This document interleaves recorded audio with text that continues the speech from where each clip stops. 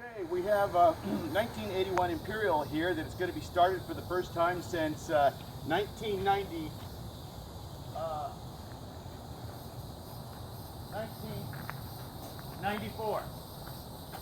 All right, so there was a few problems with this engine. The original fuel injection by Chrysler was problematic. I did not try to make it run because we didn't have all the parts. So I have installed into this a fuel injection system from a 1990 Dodge pickup with a 318. Intake manifold, throttle body, computer, and I took the wiring harness out of that truck and peeled off all the stuff we didn't need. I just needed the connection from here over to the engine harness, right here. That's the engine harness connector from the Dodge pickup, and then from here it goes into a harness that is very clean and on the engine. It comes over, it comes in, hooks up to the throttle body, connects into the, there's wires for the oil pressure sending unit, distributor, idle speed motor, and even the wires come over here. Very cool, you ought to check this out. Yeah, right here, the wires come over, and I was able to hook in a 4-wire oxygen sensor off of a minivan, which had the 4 wires, which was correct for the 1990 model. This one had a 1-wire for originally.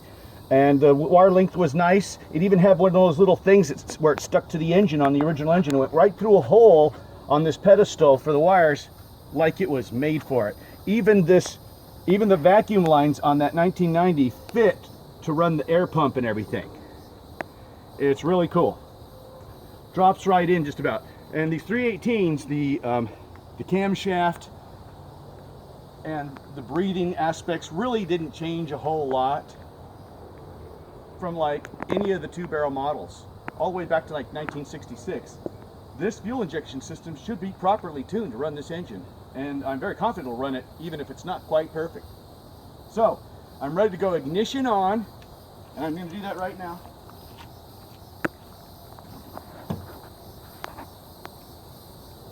Oops, go ahead and pause the video. I gotta go get the key off you.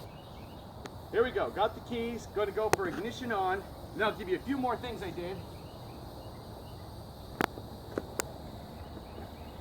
Okay, that gets me power to the ignition coil. And all I really had to hook up for on this wiring harness, the wiring harness goes from the engine harness over to this computer, and there's only like 3 other wires I had to hook up. I had to hook up the minus wire to the ignition coil. I had to hook up the memory hot wire for the computer. I went ahead and hooked the one up to this automatic shutdown relay, but the automatic shutdown relay, I didn't see it click the last time I played with it. I did a preliminary test where I had the system turned on and I spun the distributor manually with my hand, and I got spark, and the injectors were not clicking, but when I bypassed the automatic shutdown relay and went ahead and just gave power to the injectors directly without that, they clicked. This thing should start. So yeah, so there's like 1, 2 main ignition power, 3 wires that I had to hook up, and I went ahead and hooked up the 4th wire to make sure that the injectors had power. And that's all I had to hook from the 1990 stuff once the harness was put on from that truck. All right, ignition on in the car. Now I'm going to click this on. Oh, I also have clipped to the battery this long wire, which is for a fuel pump I rigged up a few years ago to empty fuel tanks if somebody's fuel pump died and I wanted to take the tank down to change the fuel pump in the tank. This was supposed to be a siphoning pump. It is now hooked into the input to that because the tank, the pump in the tank of this 1981 Imperial seems to be gummed up and frozen. I don't know what the deal is with that. It's probably dead. And then the exit, the return line, is coming right down to this little gas tank. Watch, I'll switch it on, and you'll see it flow. So here's my switch, and watch this. We've got fuel. So there's my return line. I'm going to turn the fuel on now. Fuel running.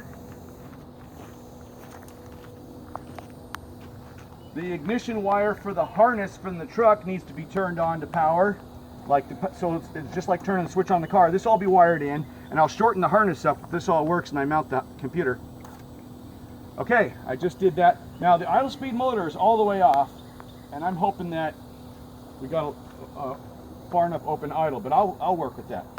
And then I'm going to just trigger that starter from right here. All right, here we go. I'm going to be looking for fuel coming out of those injectors as I'm cranking it over. Oh, by the way, I'm wearing the bathrobe because I've got a nasty case of Impetigo, and I was working in just a Speedo earlier just because I was trying to get some sun to try to kill this thing. But I've got the antibiotics going too. All right, here we go.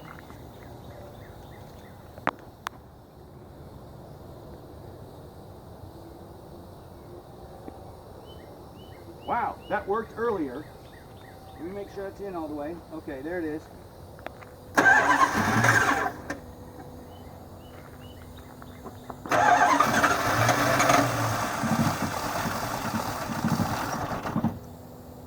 I'm gonna dance the timing. I'm winging it on the timing. Okay, a little more. We'll dance a little more.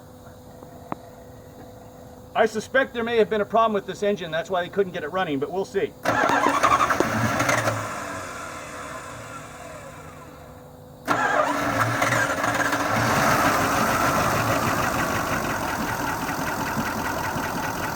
Okay, now I'm going to try to time it.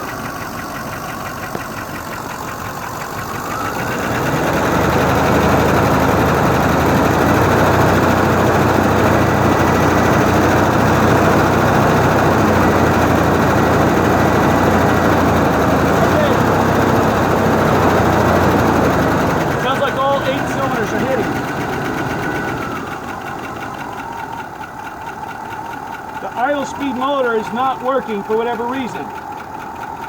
There may be a problem with the fuel injection system that was on the truck, but the computer does run, and they usually do on those old Chrysler computers.